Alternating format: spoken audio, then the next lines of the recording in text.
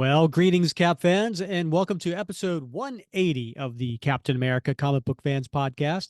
I'm Rick Verbanis, and I am your host.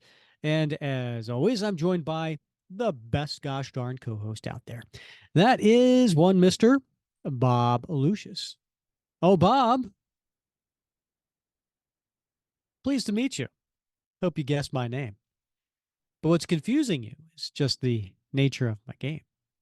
Just as every cop is a criminal and all the sinners saints, as heads as tails, just call me Lucifer, because I'm in need of some restraint. You got me on this one, Rick. I'm drawing a complete and utter blank. All right, what if I followed it up with a hoo hoo hoo hoo? Okay. Pleased to meet you. Oh, Hope you guessed my name. Come on. no, it's on the tip of my tongue, but I can't recall. That'd be Sympathy for the Devil by Rolling Stones. and Rolling Stones. All right. Yes. All right. Oh, All right. yeah. Yeah. Why am I greeting you with Sympathy for the Devil, Bob? Is it because we're viewing a Daredevil story tonight? We are, Bob. We are covering, actually, hold on. Look at you. Yo, we are Yeah. covering today Daredevil 283. It is a tie-in to the Captain America story that we've been doing for Streets of Poison. That's pretty exciting stuff. I know this was like turning on a dime, right? I don't think we initially intended to review this, but it became so like necessary. Well, maybe not necessary, but it we talked about this and said, hey, like we got to do this. This is an important book to cover. Yeah, so we've been covering the Streets of Poison story from Captain America. We just last episode did, I think it was part 3, right? And of the 7-part story. And Cap has accidentally been exposed to a drug on the street called ice. And he's been acting peculiar ever since. And this is actually, for some reason, they decided to do a tie-in with Daredevil around the same time, and then Daredevil's in the pages of Captain America, Captain America's in the pages of Daredevil, and so we thought, you know what? Let's cover it now. It's a little behind, right? I think we're like one issue behind on where it should be, but it'd be fun to cover this story. So as you know, I'm a huge Daredevil fan as well, so looking forward to covering that with you today. Yeah, and I know you're a huge Daredevil fan. I remember when I first started collecting comics, and back way in issue 1, we talked about how we got into episode 1. We talked about how we got into collecting and our early experiences. And in my experience, I talked about going to the local comic shop where my friends had been going, and I saw Captain America, some older ones in the stacks, and I picked those up, and then picked up some new ones off the spinner rack. And at that exact same time, I remember seeing Daredevil comics. And I remember I picked up, probably over the course of 6 months, 6 or 7 months, I picked up probably 6 or 7 issues of Daredevil Oh in yeah? a series. Yeah. Do you remember what year it was? Oh, I Just don't. guess. I don't. It was probably 1980, 81. Okay. Yeah. All right. Do you remember the story? I don't. I don't. Okay. Yeah, I still have those. I still have those Oh issues. yeah. Yeah, but I mean, I just, I decided, like, I was, oh, I really love Captain America. I'm just going to keep focusing on Captain America, and that's what I did. But I still have those, and every now and again, I'm going through my comics and I come across those. I think it's like 7 issues, and Mhm. it takes me back to seeing those on the spinner rack as well. But I never really got into Daredevil. But you've got me interested in the character because Mhm. he's so important to you as well, and you've said so many things about the character and why you like the character. So Oh yeah. I'm glad we're reading one. Oh well, thanks. I appreciate that. I he's I mean we've talked endlessly about why we love Captain America and Steve Rogers.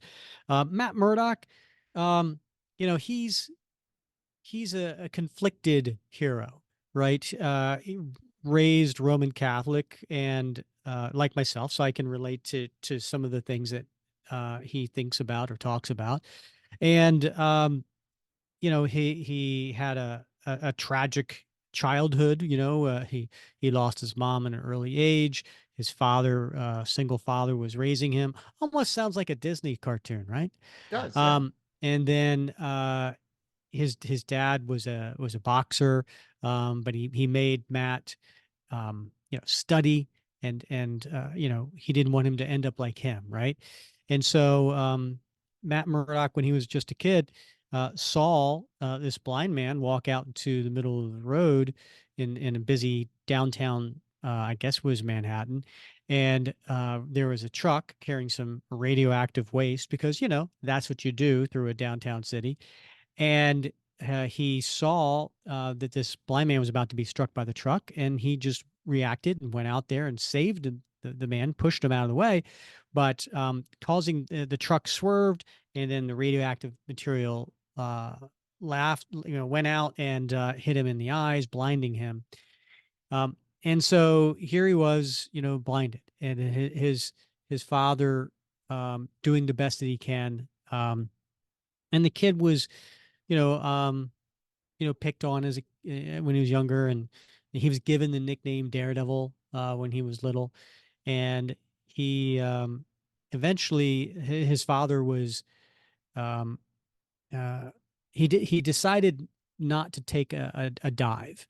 The mob boss was like, you know what, I'm going to pay you this much money, and he needed the money. He took the money, but he didn't take the dive, and so the mob boss lost a lot of money, and then he killed him.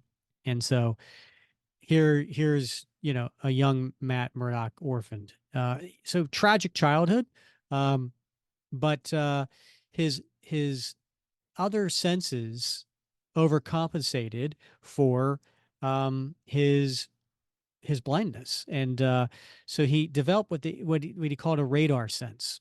And so very much like a bat, right? It would put out the kind of like the sonar, so he couldn't maybe see your face, but he could see the outline of your face, right? And he knew he could see that you were a man, a certain height, certain weight. But then his other senses, his sense of smell, sense of hearing, his sense of taste, and things like that, so he could tell what you had for dinner tonight, right? Just by your breath, or sense, if you had some, if you were sweating or something like that. He also could hear so well that he could hear people's heartbeats and tell if someone was lying or not by the beating of the heart, and the pulsing, the racing of the pulse, right? So, um, anyway, he developed all these, and then there is this a character by the name of Stick, who end up he's a leader of a martial arts clique that is to go up against the Han, which is like the Japanese Yakuza, military, um, ninja, mafia, army type of that follows what they call the Beast. So there's a lot of mystic type of thing in it as well. And Stick trains him because he's blind. Stick's blind as well, and brings him on to his team. But that wasn't for Matt. So Matt wanted to finish his law degree, and go to law school, finish his law degree, and become an attorney. And so he's a very noble character. He during the day practices law as a defense attorney, and tries to protect people during the day, and then at night he puts on the Daredevil costume and acts as a vigilante. I like that. I like that. That's a good recap, Rick. I knew none of that. I mean, I knew he was blind, right? And I knew he had these extra overcompensated senses. I knew he was a lawyer, but the Mm. rest of it's all new to me. So thank Yeah. you. Yeah, Yeah, very noble character. yeah. Always liked him. I guess I've always had a soft spot for regular type of Mm. characters, like a Batman, like a Robin or Nightwing, like those that are just like you and me, but overcame adversity and did something about it. So Right. Yeah. Yeah. anyway, yeah, we'll cut to that today. Before we get into Bob, how's your week going? Can't complain, Rick. I'm working from home this week because I think I mentioned before I work out of a triple wide trailer that's I guess leased by the Water Management District, the Fish and Wildlife Commission folks in there. My staff are in there, but there was a septic issue this week. The septic tank collapsed, and so Oof. yeah, it's a real show. And so Literally. yeah, literally. So they said, if you can work remote this week. So I told my staff work remote, and so I'm home, and it's my son's spring break this Hmm. week, so he's super excited to have me around. I And bet. he's not. I took him to breakfast this morning though. Yeah, You where'd you know, go? that was cool. We had just a local cafe. Hmm. It was cool, just the two of us having breakfast, and yeah, so it's cool getting to spend a little quality time here and there with the boy, because it goes fast, right? It really does. Yeah, Yeah, yeah. absolutely. Yeah. So I'm gonna play Proud Papa right now. Do So it. right this weekend, all about my kids, right? And my kids are older, and so my son, who graduated from college a year ago, when did I get old? Oh my God. He graduated with a degree in theater and also arts administration, double major. And he is actually right now, Bob, he is touring in a musical as the lead. Wow. He's in 85 cities in 4 months between United States and Canada. And now the musical it's for kids. And you wouldn't know because you don't have a kid that age, but there's a phenomenon out there called Flippy. Blippy. Okay. And it's this guy, and it's for preschoolers, right? Yeah. And think of the Wiggles, Yeah. Yeah. okay? Yeah. Something similar to that. He Sure. dances, he sings, Yeah. he explains different things. He has a 2-minute song about brushing your teeth. Uh, and Which is how long you should brush your teeth for. exactly, Exactly. So, right? yeah. And so yeah, my son is Blippy. He's touring around as Blippy. So What an he awesome actually experience. comes to NJ Pack when we're recording this. It's this Sunday, and so our Saturday. So I'm gonna go see him. And then I got a T-shirt made, Bob. You did. I did. You love Uh, making t-shirts. So I what's do this love one? making T-shirts. Yeah. This one is a picture of my son as Blippy, and it's on the front and on the back, and it says, "I'm proud to be Blippy's dad."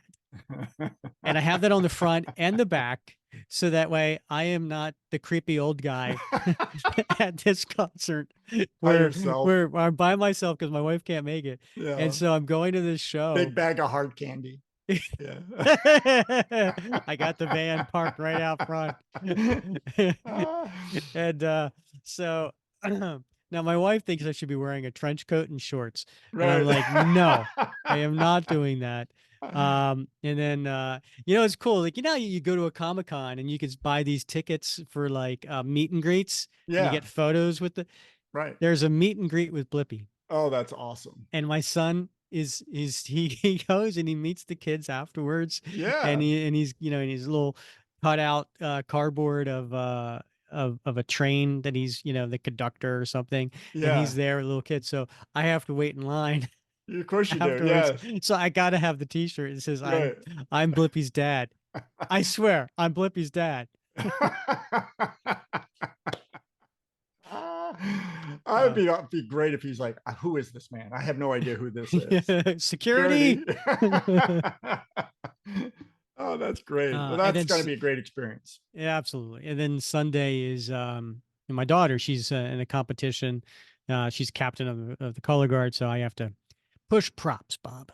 Yeah, you got to be a prop guy. I am the prop Yeah, guy. don't hurt your back this time. I remember last time you hurt your back or It was something. a time before that. Yeah. It has healed up, so I've been able to push props since All then. right. Good. Good. Yeah. Good. You don't want to overdo it.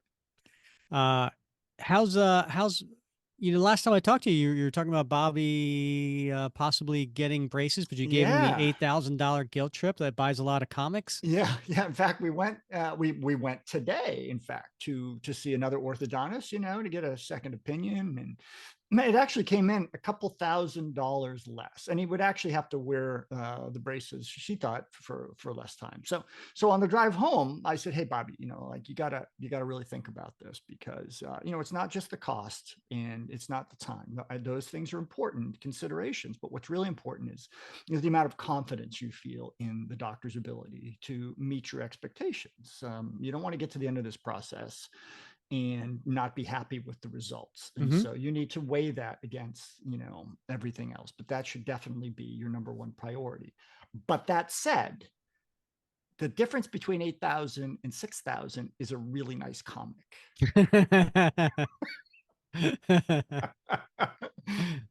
And he looked at me with sort of a blank expression for about 5 or 6 seconds, wondering if I Uh, was kidding. And then he realized I wasn't.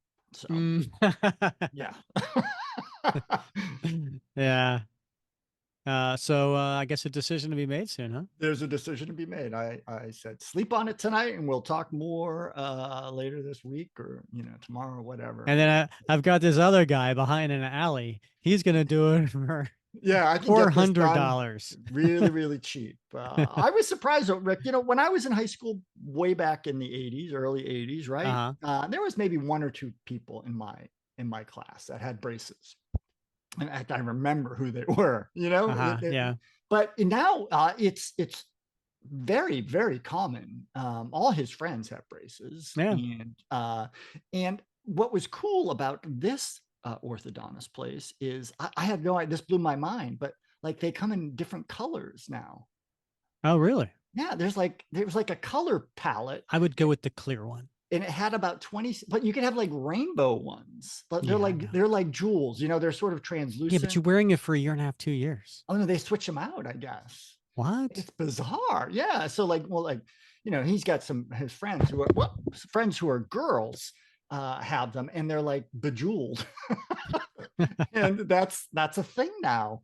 And but it's so much more common now than it So was. they got a little bling in their mouth. They got bling, right? Yeah. And yeah, so I don't know. All right. Times change, Up right? in their grills. Up in their grills, right? Yeah. The girls with the grills. So Gotcha. yeah. Um, hey Bob, so real quick on Facebook.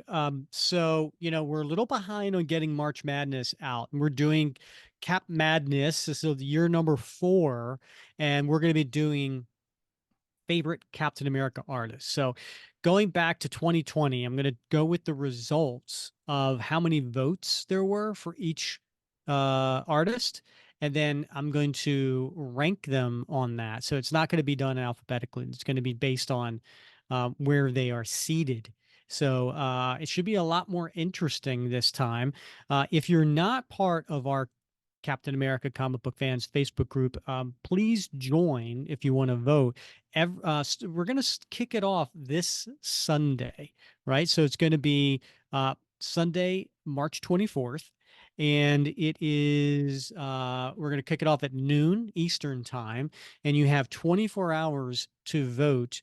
And it's going to be, again, seated. So it'd be really cool. And then every day come back, because at noon Eastern time, we will put the next one. And we're going to go through 16, right? Because we have 32 Captain America artists. So we'll have 16 weeks of, or 16 days of that. We'll take a break, and then we'll do the Sweet 16, and then we'll do the Elite Eight, Final Four, and then we'll get to the championship. So it'll be a lot of fun. We'll end sometime in April, right? But check it out. I always have a lot of fun seeing everybody's, not only how they're voting, but why. And they put in the Mhm. comments, like why this is somebody that they should vote for. Yeah, it gets spirited. There's lots of great examples. Folks often post, covers or panels or whatever to reinforce their point. It's usually a great time had by all. So I'm looking forward to it again this year. Absolutely. Should we get to today's comic, Bob? I think we probably should. All right. So as we mentioned, we are covering Daredevil 283, and this had a cover date of August 1990, which actually released in June 5th, or a couple months earlier. Bob, what were you doing August of 1990? August of 1990, I had just recently arrived, I think, at my first duty station, Rick, as a brand new second lieutenant out in Yuma, Arizona. So I had graduated May of 1989, and then I had to go to the basic school, which is the entry level school for all Marine officers. We basically learn to be an infantry officer before you go off and learn whatever your occupation is going to be. And then I had, that's like a year. And so I had just graduated and reported in for duty in Yuma, Arizona in like June and July, which is the hottest time of the year. It's 120 degrees in the shade in Yuma. So Yes, great, and great you're place. starting your shift at 6 a.m. or something Yeah. ridiculous, right? Right. Yeah. How Yeah. about you? What were you up to? Oh gosh. In the summer of 1990, I was uh no longer working as the first mate on my dad's charter boat, because I had given him my notice. And I was probably at this point, I was waiting tables. I was waiting tables at a restaurant in Rehoboth Beach, Delaware. All right. Was this a like a mom and a pop or a chain, or did you have Mm, bling? Were you required to have bling? Let's just like no, cut to no, the no chase. bling, no Okay. bling. Might have been required to wear a Hawaiian shirt, Okay. which I still own to this day. Wow. Does it still And fit? yeah, All right. That's Bob, that. look at me. Come on. That is a mark of distinction, my I friend. listen. I need to lose about 15 pounds, but Uh-huh. I can still fit in stuff from Yeah. back in that day. I can too. Yeah. Yeah. By the way, thank you. You are a good friend. Here we are, right? Here we are, late March, and I told you in the beginning of in January that I needed to lose weight, and I think I told you like I lost 2 pounds in the first couple weeks or whatever. You have not asked me once about that, and I don't think that's because you're forgetful and you don't care, because I know you do. Uh-huh. But I think you realize I'm not losing weight and you don't want to ask me. I assumed it has been successful, Rick, because I could see you're svelte, like it's chiseled. And so I just assumed like you had exceeded your goals and we're done. So Nowhere close. Nowhere close. All right. So let's get to the creators on this. So the writer was Anne Nocenti. Now she had been a longtime Daredevil writer. She's up there, with some all-time top Daredevil writers. Just so you know, penciler is Mark Bagley. Now, Mark was not typically on this. I think this was right after the John Romita Jr. run. Inker Al Williamson and Tom Morgan. So I got a feeling like this was kind of like a fill-in issue after, because we're coming in on a very long story. Speaking of Sympathy for the Devil, where Matt was going up against Mephisto, um, and I think it was around this time, yeah. But yeah, John Romita Jr. had been the artist for a while at this point. And then the colorist for this one, also by two people, Max Scheele and Richard Rash.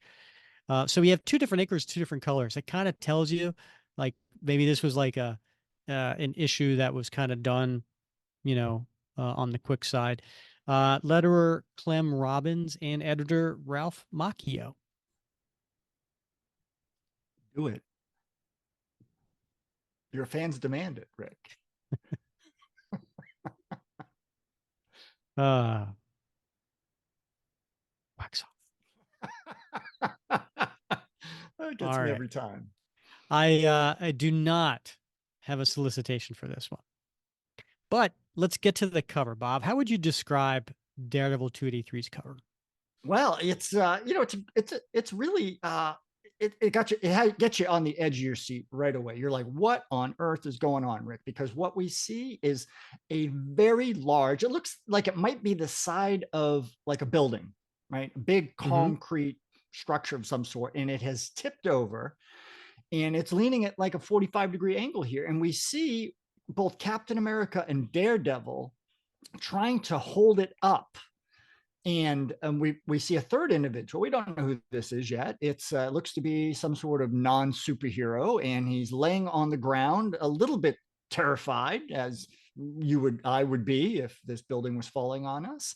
And he's wearing, some gray slacks and looks to be a brown members only jacket, which was really big back there in the Yeah. 1980s, early 1990s. And so, yeah, we're caught in the middle of this scene and we don't know how we got here. And we don't know who this guy is, but we certainly want to find out. And so I'm gonna go ahead and take my copy out of here. Uh, you ever get nervous, Bob, when you're taking a comic out of the sleeve because it still has a little tape on it? I Have sure you ever do. have you ever snagged a comic? I have never snagged a comic, not yet. I have. Have you? It's not good. Yeah. So that's why I Didn't do you a do very that at a comic I convention? did. I did that Yeah. Captain America Annual #1. I remember hearing Uh about that. Right. yeah. Yeah. Yeah. And I Yeah. was like, oh, I guess I bought this one. I was at a comic book show and I was like, is it okay if I take this out? Because I always ask first, yeah. you know? Yeah. And the guy's like, yeah, that's fine. And I take it out and I was like, and I was like, I guess I'm buying it. Um, yeah, so this is my handy dandy cover, or copy, that I've had, all the way back since 1990. And now I'll just tell you a little bit about the corner box, right? So in the corner box here, it's by John Romita Jr.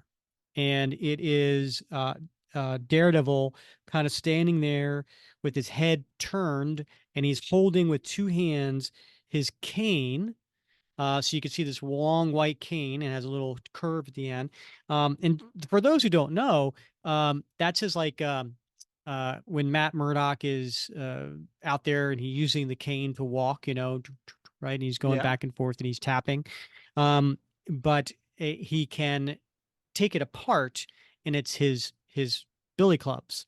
Yeah. And that's what he uses to fight with, which also has a I wouldn't say a grappling hook, but it can like shoot out cable that he Mm-hmm. uses almost to swing like Spider-Man through the Oh, city. all right. Yeah. Yeah. Yeah, it's You pretty know, cool. when I got to be honest with you, Rick, when I saw the corner box, some images just elicit a memory, something else, maybe not even directly related. And when I saw this, I thought I thought young Frankenstein. Uh, Why? the monster when he's got the top hat on and he's got a cane just like that. He's like, putting on the Ritz. That scene? I do, Yeah. yeah. Immediately, I start hearing that in my head. Yeah. Oh, that's So. awesome. All right. And did you read the little blurb that's on the front? I didn't read the blurb. Yeah. Was Would you there a like to reason see? you left the blurb out, Bob? Well, I don't know. I thought we would get to it with the title. The title's on the inside, Bob. Well, I mean the title of the book itself.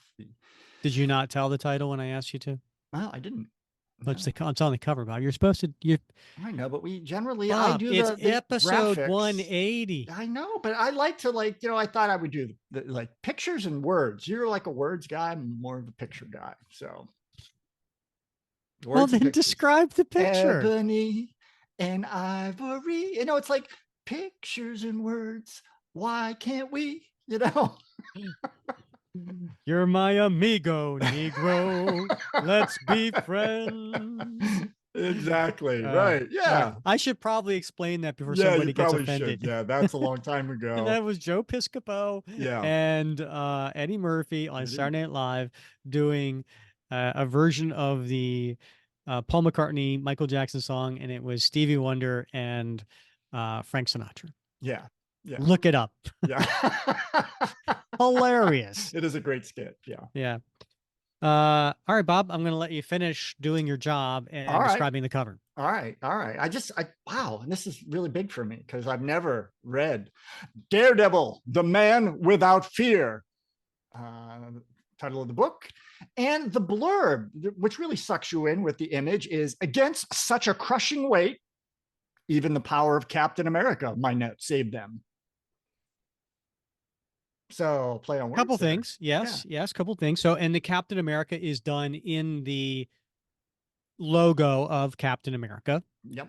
in case you needed that to tie it in to that comic. Um, Now, this image doesn't actually happen in the story, right? Um, I saw this. You tell Spoiler. me what you think. Yeah. Underneath the crushing weight, right? Um, this is symbolic of what's happening to this civilian who's laying on the ground, Mm-hmm. right? This crushing weight that's coming on the civilian. Yeah. I saw this as symbolic, and that Daredevil and Captain America were there to help protect this man Mm-hmm. from the crushing weight. How did you see it? Yeah, well, I hadn't really thought that deeply about it, Rick. But now that I have reflected for a moment on it, I think you're absolutely right. It does make perfect sense that this is meant to be symbolic of what's going on in this story. And of course, as we dive in, we'll hear more about this man's plight and what Daredevil and Captain America are in the story trying to do to help him. But I think that makes perfect sense, and so nicely put. All right.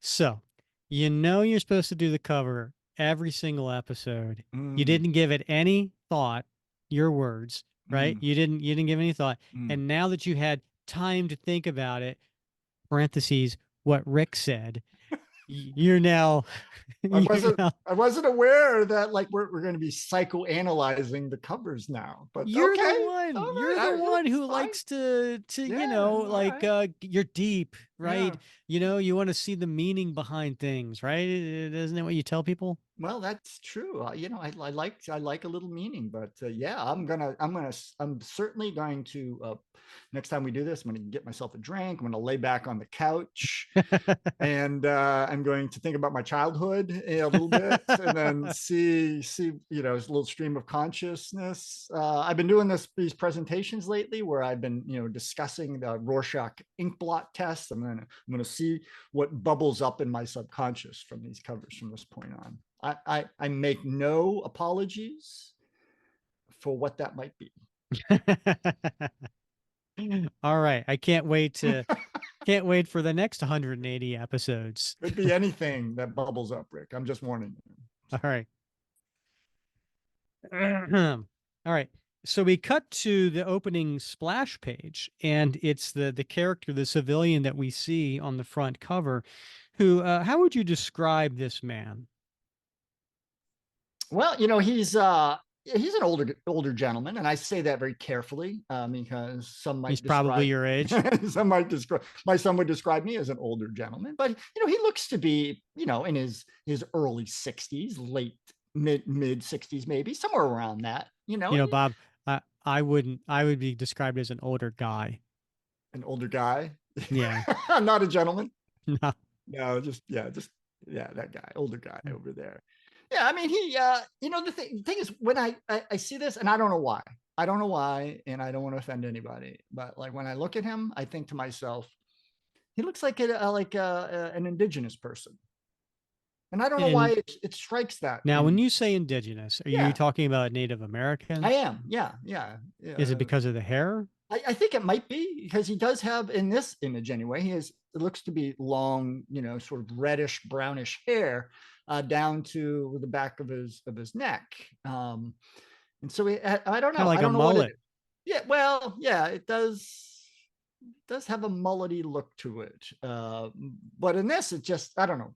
But he's an older gentleman, and as I said, he's got that brown members jacket on. Looks like a black shirt underneath it. In this, he looks to be wearing some like blue pants, and he's got a flag wrapped around him, and it's a very large flag, and it's Hmm. billowing in the wind. So you see the stars draped over his right shoulder, and the bars draped over his left shoulder, and he's got a very stern look on his face.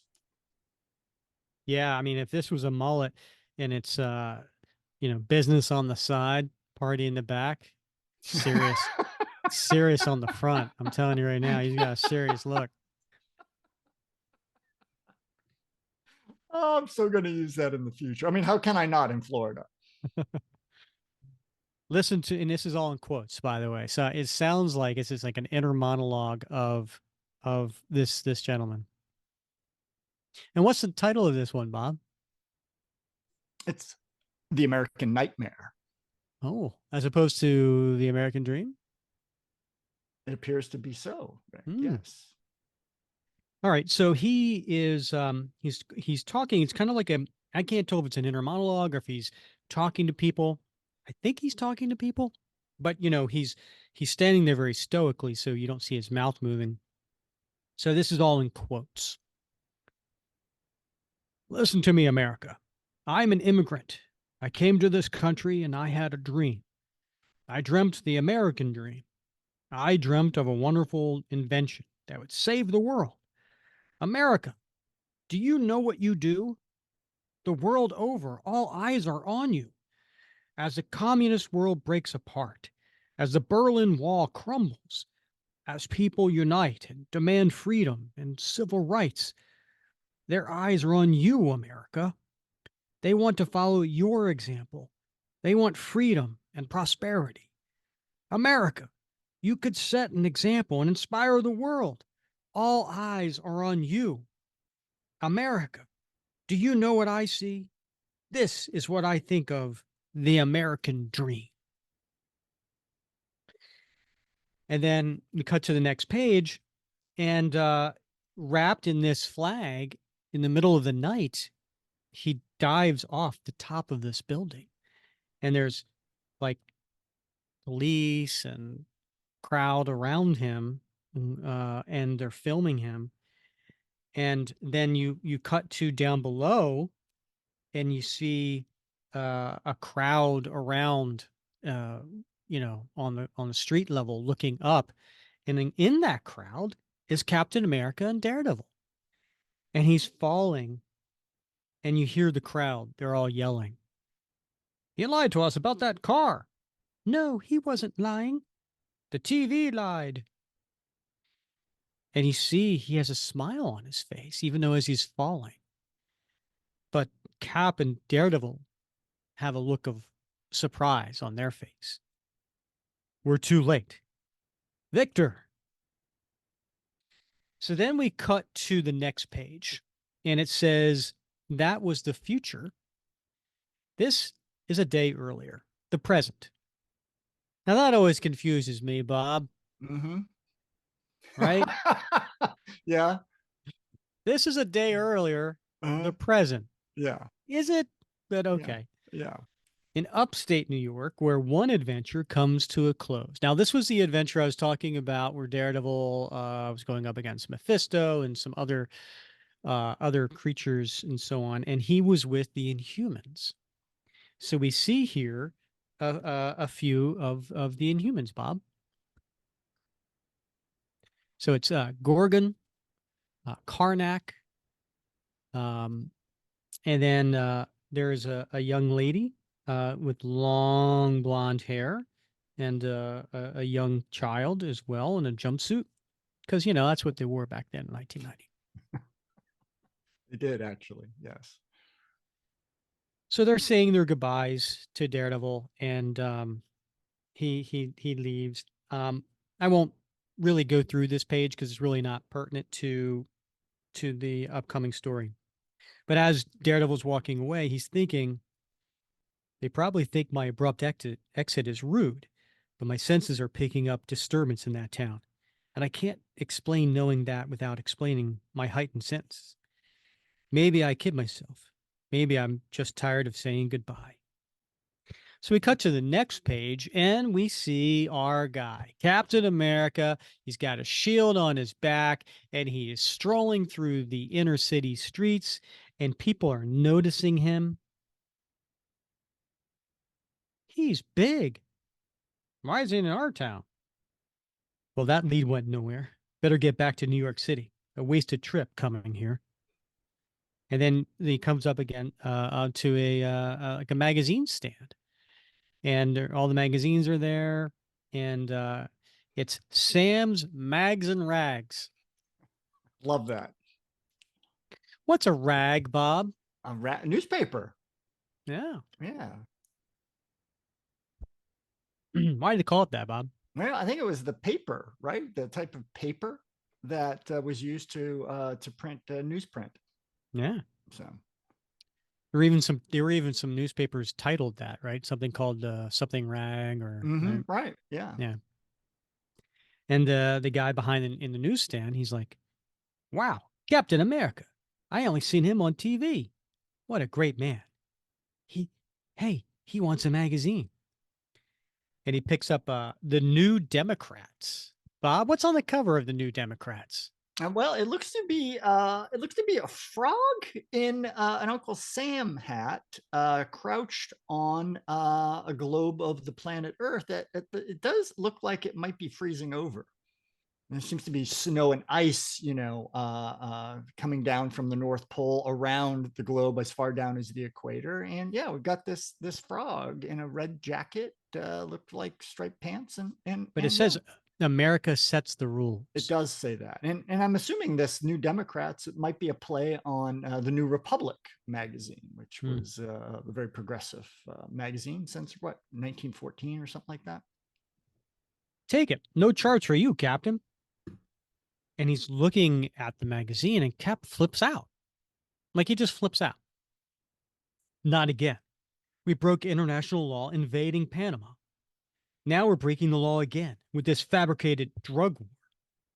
Why can't we leave Latin America alone? Haven't we exploited them long enough? Why? And he takes the magazine and he crumples it. Why can't my country stand for something right for a change? This so called drug war just fuels the military defense budget, erodes civil liberties. We're on the wrong side of every war. And he takes the crumpled up magazine and he throws it back and hits the guy in the chest with it. And he walks away. And Cap comes up on a crowd. And let's pause here. Let's pause here. That seemed a little abrupt for Captain America, don't you think? Yeah, he doesn't usually fly off the handle that way. He tends to be more reserved in his opinions. At least, who knows how Cap feels inside, but he doesn't usually give voice to those feelings, so that others are privy to them. Mm-hmm. Yeah. And he was absolutely, you know, over the top rude to the Yeah, man behind the counter. to Sal, right? Is it Sal? Sam. Sam's. Yeah. Sam's. He just chucks the magazine right at him and strikes him in the torso with it. Yeah. Yeah, very rude. Not like Cap at all. No. And then we hear a voice coming from the middle of the crowd. I made it myself. I put it together with garbage. The metal is from flattened coffee cans. The plastic from detergent bottles. All American products. I had a dream. Let me tell you about my dream. I dreamt there was no more oil industry. I had a vision of a car that flies on garbage and a song. Cheap to make, just save your garbage and recycle it. Cheap to run, runs on harmonics. No pollution, I call it the Harmony car. How would you describe the car, Bob? Well, it looks like what are those? What are those old? Were they Volkswagen cars? The is it the Beast, or they're sort of like an open jalopy, boxy, Mm very popular. They were used during the German army during hmm. Mm World hmm. War II, and then they hit the civilian marketplace. You can still find them, relatively cheap, but yeah, very square, squat, open top vehicle with a pop up glass windshield and a frame. But this one is it's white and it's got some stars and stripes on it, but it's also festooned with marketing promo placement. So we see Tide, the detergent, we see Coca-Cola and Maxwell House. Yeah, so it's an interesting looking vehicle, Rick. And so Cap comes up front of the crowd and he's staring at. Now the other thing too, Bob, if you look on the very front of the vehicle, Oh it yeah, says Earth Day. yeah. Well, and actually, technically, it says Arth Day. I see the front of the E. I Could see mean the front of the anything, E. you know. Yeah. Yeah. Yeah. Here's an interesting, no one cares about this, but me, well, I mean, probably I don't even care about it, but maybe my kids do. I don't know. Uh, I, my first date with my first wife was on Earth Day 1990. Was it really? Yeah. So when this comic came out, Yeah. Earth Day, yeah, Wow. Cap is shaking the hand of the man who was just speaking. That's a fine dream you had, sir. I'm proud to meet you. Captain A, the honor is mine. I bet you love this country as much as me. Is everyone ready? By using harmonic resonance, you can alter matter. Run on garbage, the harmonics will make the car rise. Ready? And then, sure enough, the car hovers and then takes off. It worked. Yay. Wow. He did it. And then Cap looks up and there's Daredevil, who is jumping over the rooftops following that car.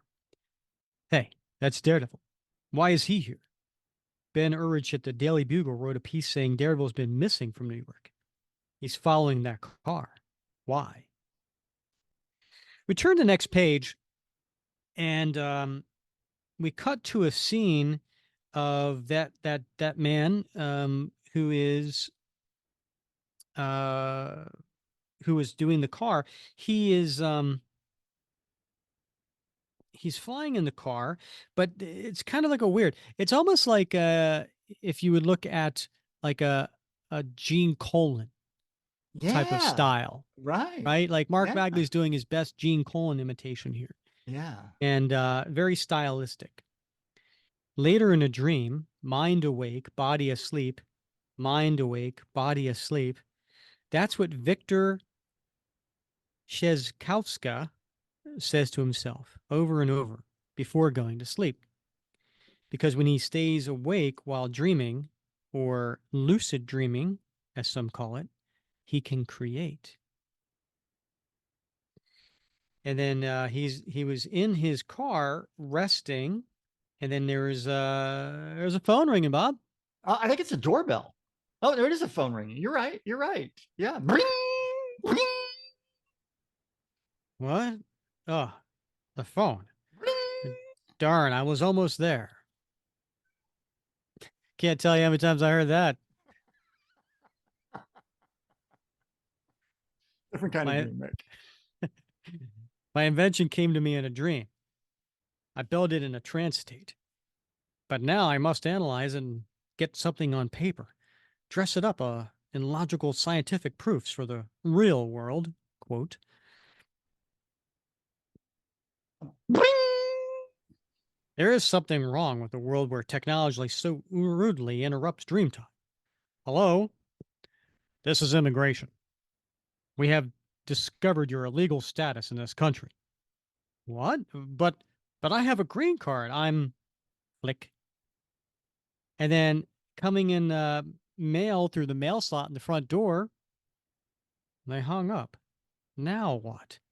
And he takes the letter that came in. The IRS. I'm under investigation for not paying taxes, but I didn't. And then there's a knock on the door. Now what? And there's a guy there standing there. He's a ginger, Bob. Yes, he is. He is a ginger. And he's holding up his FBI ID. FBI. I'm authorized to search your house. And then the next panel, we see Daredevil, who's up in a tree, watching this whole thing. Um, but you know, it must be cold out because the leaves haven't come up yet on this tree. So Daredevil's standing in a tree with no leaves. Yeah, he's He, he's he's clearly visible. yes, yes. I don't know how anyone's missing him. There's a guy on a big branch on a tree in your front yard. in a with a red bright costume. red costume. Right. And Daredevil thinks to himself, hmm, heartbeat indicates he's telling the truth. So he actually is FBI. It's almost like every cop is a criminal. Hoo, hoo.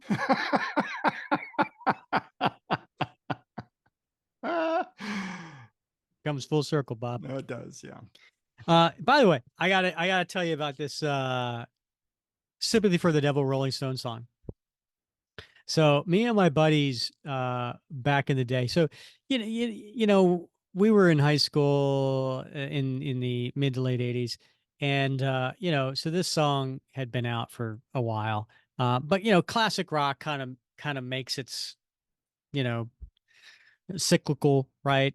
And so we're listening to classic rock, and we would get into Rolling Stones and Beatles and The Who and Led Zeppelin, all that, right?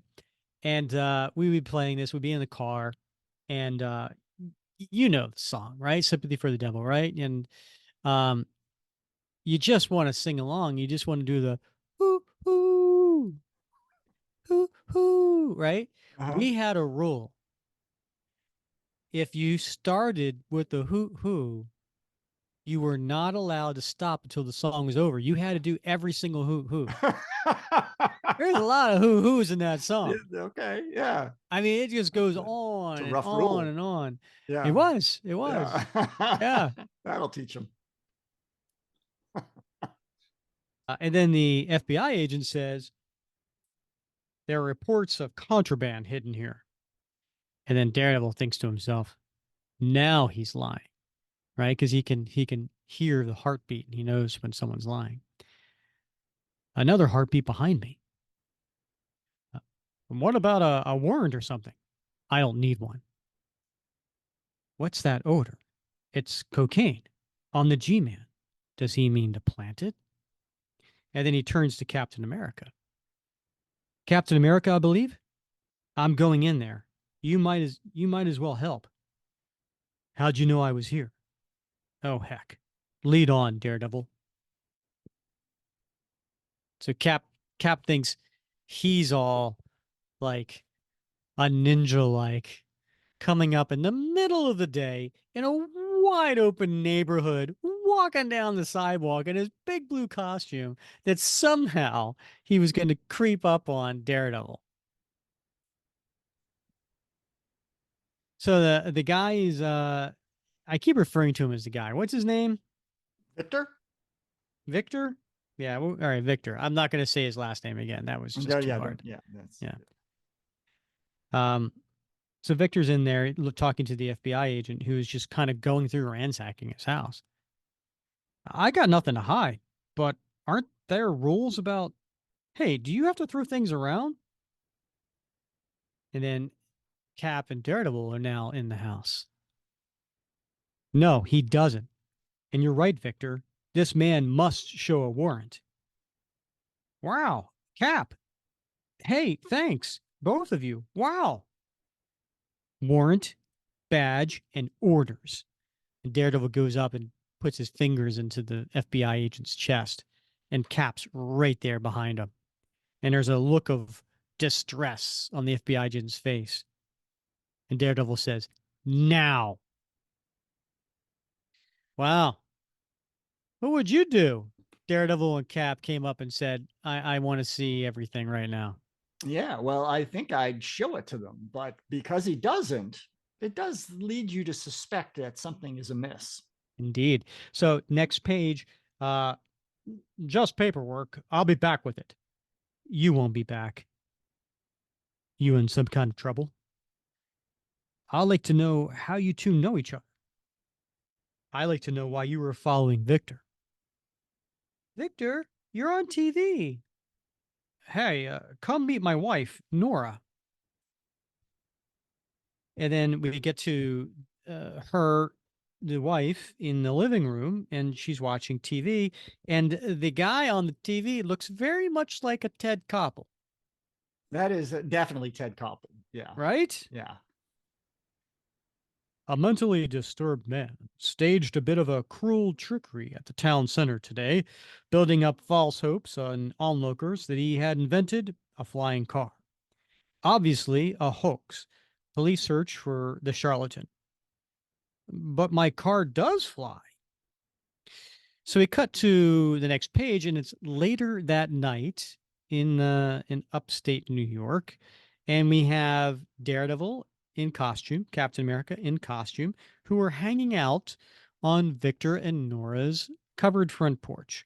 And I like this because Daredevil, he's kind of sitting on the railing and propped up with his back up against one of the beams, and Cap leaning against the other beam, but he's Daredevil looks relaxed. Yeah, Cap looks distraught he does. in their physical about, right? Yeah. It's just different, Daredevil. The mood of the country. It's changing. Haven't you noticed? I've noticed the rage of the poor, angry at the obvious wealth around them, and the racism. Yes. So much hate between races, between classes. There's such a gap between the rich and the poor. In New York, it's like a third world country living at the feet of elite corporate kings. Strange, too, to watch Eastern Europe, the rebellions around the world for equality and a chance at a better life. It's as if America is lagging behind. Exactly. Power and wealth are so concentrated, and all we do is cut social programs.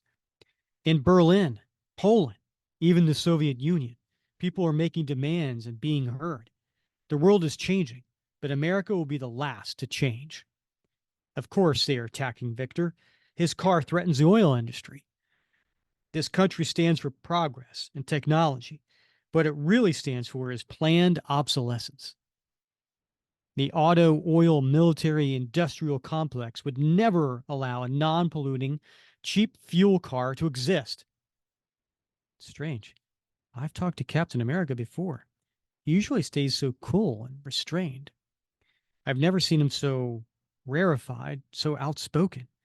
Even what he's saying, I would have guessed he'd view such ideas as subversive. So we turn the page, and Cap continues, and he puts his arms out in anger. How can they expect me to continue to wear the flag of a country that does such things?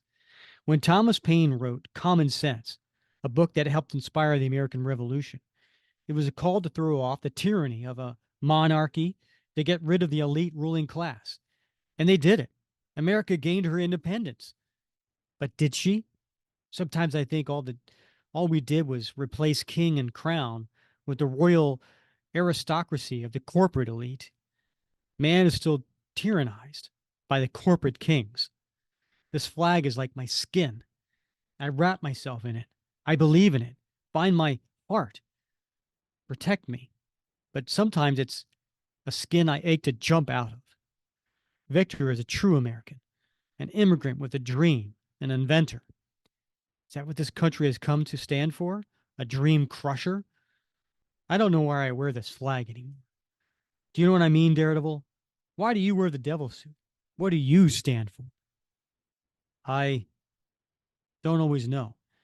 But I do know this country was also formed by the Native American Indians that were here first. They also had dreams that were crushed. The Indian believed that the source of all authority was the self. They were fiercely independent. And I think that's the place to start with the self. We'll talk more later. Nora, is something wrong? So Daredevil already hears Nora coming out to the door. That's why he says to Cap, we'll talk about this later. And then Nora comes through the door. I'm not sure. My husband is a special man. And I know this will sound crazy, but he listens to his dreams. You see, Victor has nothing written down, no formulas or plans. He's sleeping now to try and redream his dream. Until then, the car cannot be destroyed. If the car is destroyed, it can't be rebuilt. Interesting. So he he dreams how to make things, He doesn't write it down. He dreams them and then he does them, but then he can't replicate them. Right. It's like an intuition. Um, he intuits how to invent things, but yeah, he doesn't necessarily. And this, I don't know. I mean, I don't know if he even has the technical skills. He just sees it and does it, um, but is unable to replicate it potentially. So I cut to the next page, and Bob, I want to get to this advertisement, right? There's an advertisement here for back issues, Mm, and those are always fun, right? yeah. You know, you look at those, you're like, I could get that for $3, and it's a $40 comic today's times, whatever. Right. Yeah. Any good deals? Uh, I'm not looking at the deals, but I am looking at the things that stand out. So they have titles in alphabetical order, and it Mm-hmm. doesn't really seem to matter who the publisher is. And you can tell by looking at this of what was popular during this time. So some of the titles actually have like the titles to the comic, right? Like so, like the logo that's on the comic as the title, and the ones that they decided to do: Aliens, Batman, Teenage Mutant Ninja Turtles, The Punisher, RoboCop, Okay. X-Men, and The Simpsons. So in 1990, Yeah. Yeah. those were the hot books. Yeah. Huh. And the rest of these were just, listed by normal by title, whereas the other ones got the graphic treatment. Um, Yeah. I forgot how hot RoboCop was at one particular time. Right. Yeah. Yeah. Great movie. Popular movie at the time. Yeah. Yeah. I wonder what's in those grab bags. I want the No, I grab know. bags. Yeah. I don't know. There's a Batman grab bag for 4.95, an investment bag for $7, Oh, that's almost too and then a good to pass big up. surprise bag for Uh-huh. It's $15. empty. Yeah. Yeah, Surprise. surprise. I don't know. You got 50 books for 50 comics, 50 totally random comics. You wouldn't believe the great comics in here. 50 comics for $15. All right. That I would do that. Yeah, how much is that of a comic, Bob? I don't know. Do I look like a math whiz? We You all know? know that you can't do math or sports. That's right. I can't do Just math. just just listen to the last episode. Right. Yep. Math or sports, not my thing. Yeah. Um all right, so the next page is in his mind. I guess Victor is dreaming and he's flying in his car, and Uh, I heard, Nora says, I heard him cry out that someone was trying to destroy his car. I know it's just a dream, but. And then Daredevil says to Cap, Nora's right. I just heard something in the garage. And they cut to the garage, and there's like seven guys in the garage with like axes and pipes and um wrenches. It looks like the things that you can kill people with in the game Clue, That's right? exactly, you got it. You nailed it. Yeah. Yes. It was Mr. Peacock in the garage with a wrench. Yeah. The guy with the purple overcoat. Yeah. Yeah, with the pipe wrench. Yeah. Yeah. Watch. I just said Mr. Peacock. Someone's gonna like correct me. Well, it's actually Mrs. Peacock or like whatever. That's right. Yeah. You know. Um, and then they're like, Herb, we got to get here fast. Oh no, too late. Someone's coming. And then we cut to this page. We cut to this big gigantic splash page, Bob, and it is Captain America and Daredevil running to the rescue. And Daredevil says, "Back off! Don't touch that car. Put down that hammer." Daredevil, they're not listening. I hear you. And then the next page, they just go into it, and Daredevil and Cap just start beating up the guys. Come on, boys. We don't want to hurt you. We don't want to, but if we have to, we will. And as they are fighting these guys, um, next page, uh, and the car's kind of getting destroyed in the process. But the next page, we have a really cool panel of Daredevil flipping, and it's Mhm. one of those pages, Bob. You know, multiple characters in the same panel to show action. I love that. Can't you see how hopeless this is? We don't want to have to hurt you. And, because different things are happening, like Daredevil's ducking. So the guy with this big lead pipe misses Daredevil, but he hits the car, right? And then Daredevil hits somebody, goes into the car. Somebody else happens, goes into the car. And Daredevil's like, that's it, Cap. That's all of them. But Victor wakes up from his dream. No, my car. Look at the car. It's ruined. We didn't protect the car. And I'm saying this in Cap's angry voice, by the way, because, he's on ice. We failed, Daredevil. Look, my husband's gone. He left a note to meet him here in the morning. I'm frightened. He woke screaming from a nightmare. Don't worry. Nothing will hurt him. I swear. Now, all right, Bob.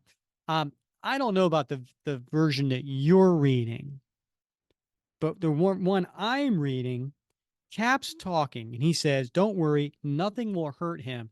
And then it cuts to a close up of a mask, and it looks like Daredevil's mask, Yeah. and it's in red. Yeah. And Daredevil finishes Cap's sentence and says, "I swear." He also has he has super hearing, super smell, all these. He obviously has the ability to see what someone else is going to say and finish their Apparently, sentences. yes, that's a radar sense for. That's an annoying radar sense, right? Really Can you is. imagine being like Yeah. married to that? Right. You're Yeah. about to say something and then they finish it for you. Finish it for you. Yeah. It's almost like Yeah. sometimes what we do here. Yeah. Sometimes. And that morning in town center, and we cut to the beginning of the comic where Victor is standing on top of the roof, wrapped in the flag. It's that crackpot, the one who tried to trick us with the fake flying car. The police are rushing to the rooftop, but it may be too late. Poor guy.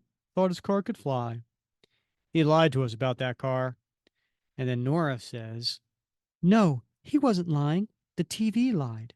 Victor. He threw us off by telling us to be at his home. Let's head up there. And then we cut to the next page. And Victor, we get to the point where he's jumping off the ledge, wrapped in the flag. This is what I think of you, America. Oh, God, we're too late. And then you see you just see just his arm holding the flag. So basically, he's pulling the flag off of him, and the flag flies up in the air.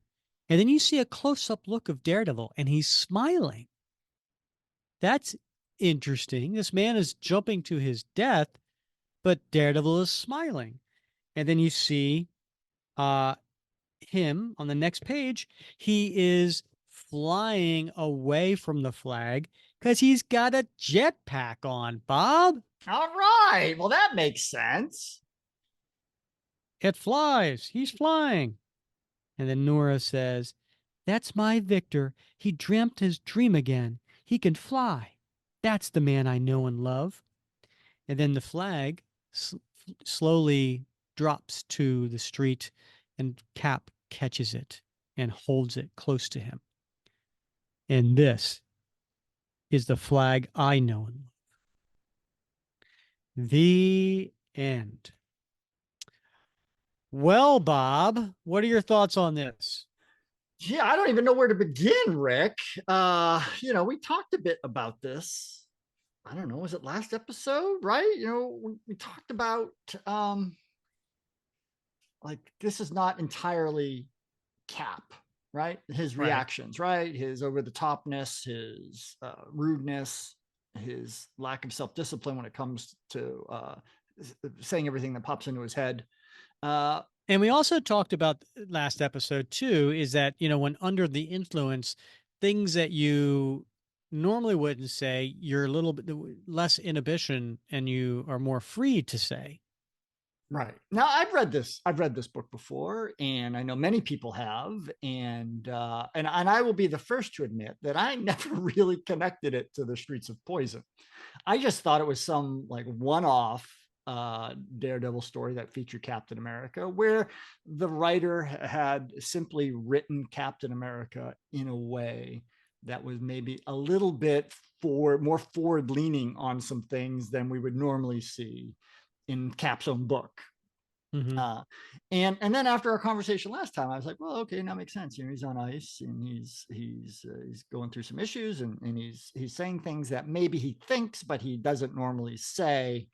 But Hmm. there's a lot going on in this book. This is a very political book, Very. right? It's a very self-reflective, self-aware, critical book about the American dream, and I think a lot of what Cap says can be attributed to the fact that he is being more free spoken about some things. But Daredevil is saying some stuff too, and he's not on ice.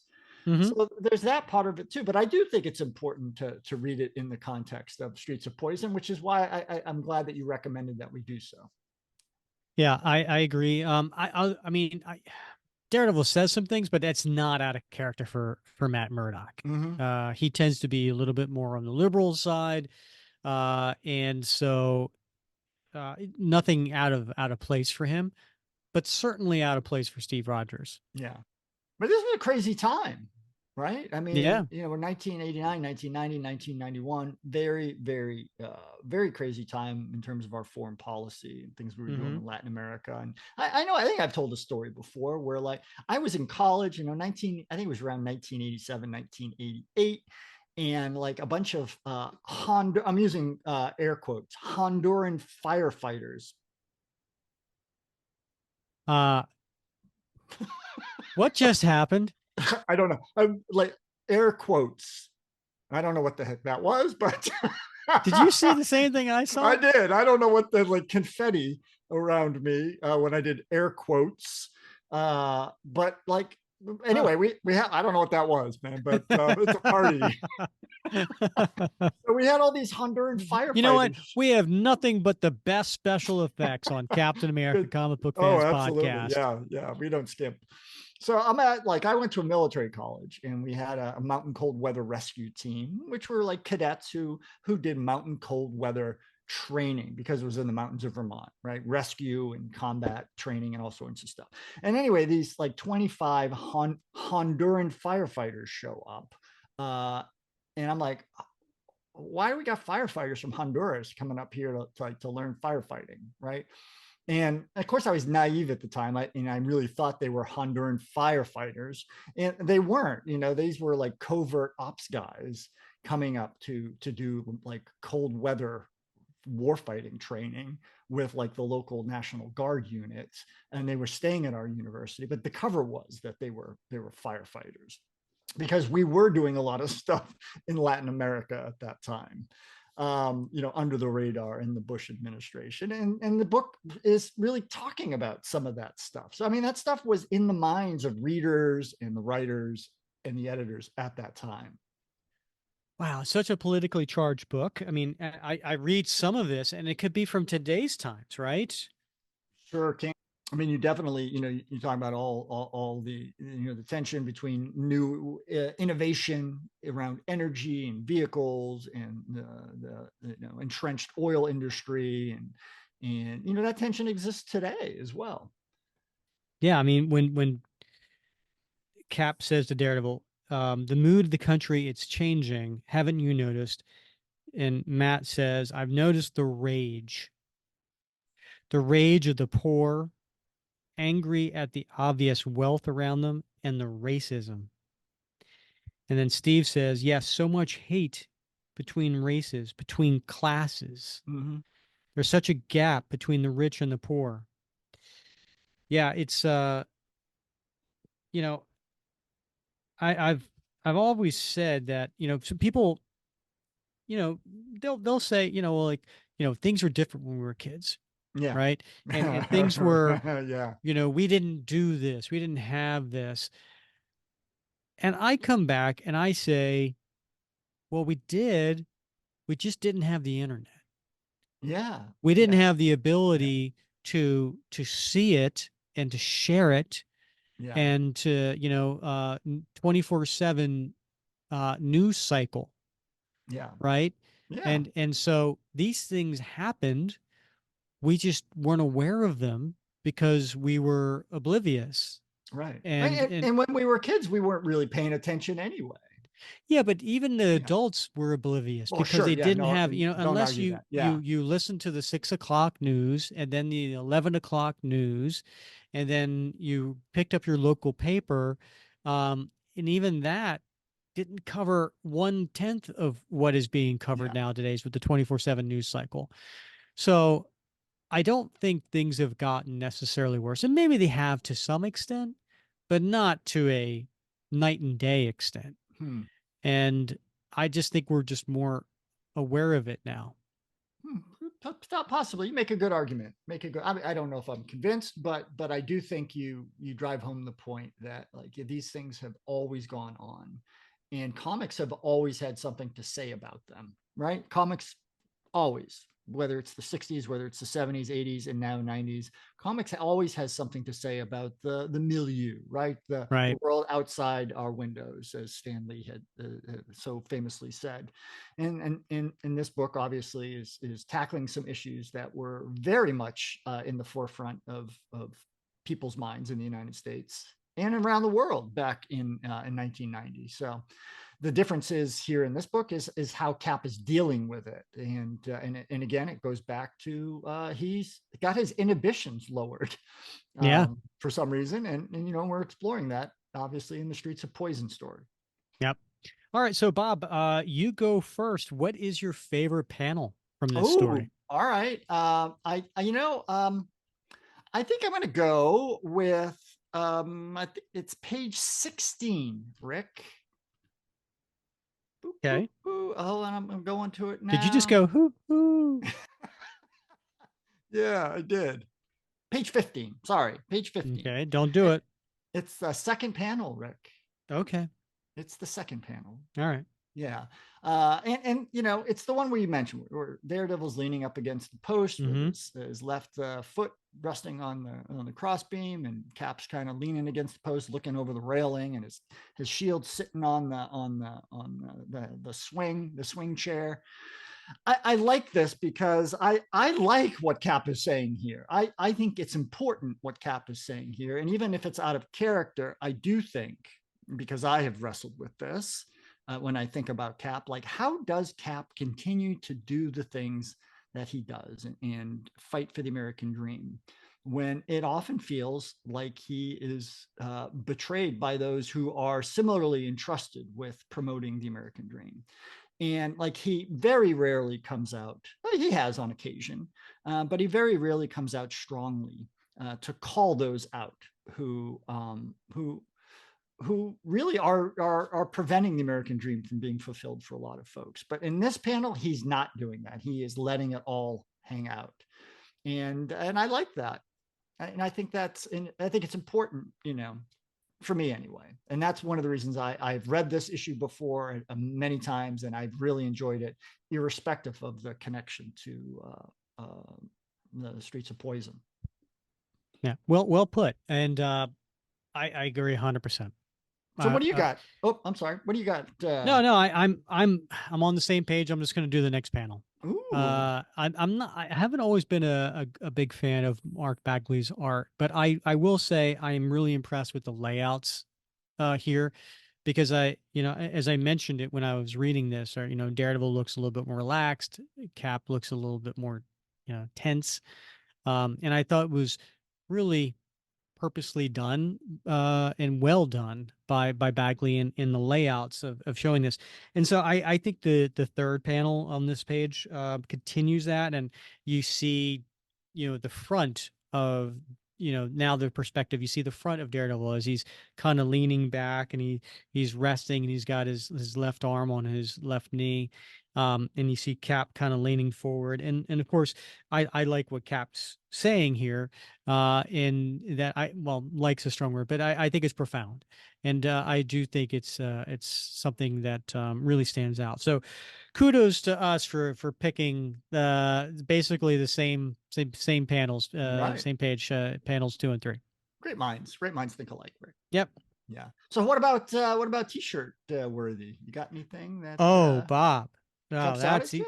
that's easy, my friend. I am going with page 22. I need to put my readers on. Rick's senses have gone in the opposite direction from Mac Murdock. Yeah, exactly, right. So, Yeah, I'm putting this on a t-shirt, my friend. oh This right yeah. there, Cap and Daredevil on the same page as they are jumping into the fray. That would look cool on a t-shirt, don't you think? I do. I know that's a great splash right there, and it's great to see the two of them together. So I think that'd be a great T-shirt. What are you putting on a t-shirt, my friend? I'm going with the fourth panel on page 13. So that's the one where Cap and Daredevil are leaning in toward the FBI agent, and Murdoch is poking him Mm, in the chest, yeah, and he good one. says warrant badge and orders. So next time I go to a protest, that's what I want on my shirt. Yeah, right. I like that. That Yeah, looks good. good demo Uh, shirt. what's going in your time capsule? All right. So I'm gonna go with Sam's Mags and Rags from page 4. Really? Yeah, I am because I don't know. I don't know. You're in the you're a big city, Newark. You work in Newark. No, but Um, I've been uh, into Manhattan, yeah, in New York plenty of times. sure, right. So I don't know. I haven't been to They Manhattan. still exist, Do Bob. they? They Yeah, do. Well, it's they not a don't in a lot of other cities that okay. used to have them. So where I grew up, they don't have them anymore. In most places, like I like most places in Washington D.C., where I've worked over the years, have transitioned to those little metal boxes on the street corner where you put in your what started at 25 cents and now is like a buck 50, for a Washington Post or right or New York Times or a Wall Street Journal or whatever. And so these newspaper stands, self standalone stands that some proprietor ran on the sidewalk. That's gone in many places, as is a lot of magazines and a lot of print Hmm. newspapers, right? I mean, it's a Yeah, dying unfortunately, art. yeah. Yeah, right. So that's going in my time capsule because I do kind of miss those days. I miss like flipping through stuff, even though it says right on the front of Sam's Mags and Rags that it's not a library, Right. Yeah. you know. Yeah. Back when I used to own a comic book store, I think I had something up there. Not that it wasn't a library, but something about, reading the comics or whatever, Yeah, because you do get a certain percentage of people who come into the store yeah, who just stand there and read. right. Yeah. And it's I, like, I didn't buy them and put them on my shelves for you just to stand there and read. Now, if it was a regular customer, yeah, like somebody who I knew who's going to buy stuff, no problem. yeah, That's fine. Like maybe he'll read something, and or she will read something, and yeah, they'll be like, hey, this interests me. Maybe I'll pick it up. yeah. Uh, but yeah, I used to give the stink eye Oh to yeah, those people who just kind of come in and just stand there and just read everything and put that down and go in there, read another one, put that down, yeah. read, and then they leave. Like, come on, I always wonder really? with the business model of I'm sure you remember Borders Books and Hmm. Music was a great store, went out of business They years had ago. benches for reading. They had benches for reading, right? And even like Barnes and Nobles now, they have the cafes, right? Yeah. And people just get like stacks of magazines, go and get our coffee, and I'm like, how does this business model work? I Well, don't I'll understand. tell you what it is. They make more money off of that one coffee, Yeah, right? probably Right? They so. they Yeah, paid they yeah, paid 10 yeah, cents for that coffee, and they charge yeah, you 350 or yeah, something. And yeah. right? So they that That's that got to was be their it. business model, right? Yeah, right. So what do you got going in your time capsule, Rick? I'm gonna go with page 6. Mm-hmm. I'm gonna go with it's the page where Victor is there in the beginning talking about his car, and it's got all the different endorsements on the car and Uh-huh. everything. Kind of it just felt very dated, for a lot of Yeah. reasons. Uh-huh. The car looked kind of dated, and um, The members you only know, jacket. But those are coming yeah, back, just so you yeah. know. Are they? Yeah. Yeah. I Yeah. hear the mullet's coming back too. Here's the thing, Bob. I won't be able to participate. Well, good point. Good point. Yeah. There's no party in the back for you. Actually, I probably could. I probably could. I probably could do business on the side and party in the back. It took me a little while to get there, Yeah. but yeah, I probably could. You got the Now that I party think and about it. you got the party going on in the front, so Do you're I? yeah. Oh yeah, look at All you. right. Yeah. Yeah. All right. Okay. All Yeah. right, good enough. Yeah. So for those out there who want to know more about the Streets of Poison, we are covering this. It's the first, or sorry, the second Wednesday of every month. We are covering the Streets of Poison. It's a really cool story written by Mark Grunwald, drawn by Ron Lim, and it's got all star characters in it, right? So Daredevil makes an appearance. We've got Kingpin, we got Bullseye, we've got Black Widow, Diamondback, and so on.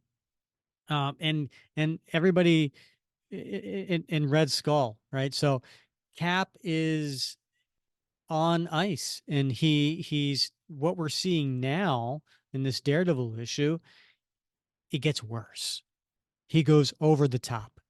He gets more paranoid. He gets more violent. It gets really bad. In fact, Bob, the next Streets of Poison we cover, which is part 4, issue 3, Captain America 375, uh, it's Cap versus Daredevil. So the two of them battle it out. So Wow.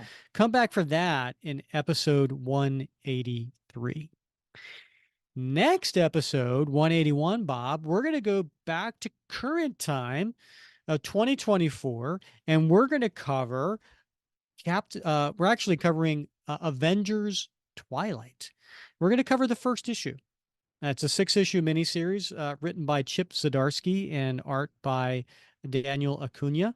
And it is a futuristic story. It takes place about 30 years in the future. And it's an old aged Cap along with old aged other characters in the Avengers and other Marvel characters like Matt Murdock, like Luke Cage and others. And it's a really, really cool story, kind of along the lines of DC's Kingdom Come, or Batman Dark Knight Returns, or Wolverine Old Man Logan. So we're going to check out issue 1 of that series, and we're going to do it panel by panel. So make sure you come back next episode for that. Yep, that's going to be great. Well, everybody should dabble their toe or dip your toe into the Avengers Twilight series, and I'm glad we're going to do that because it is a phenomenal read. So I'm It really excited is. about doing this.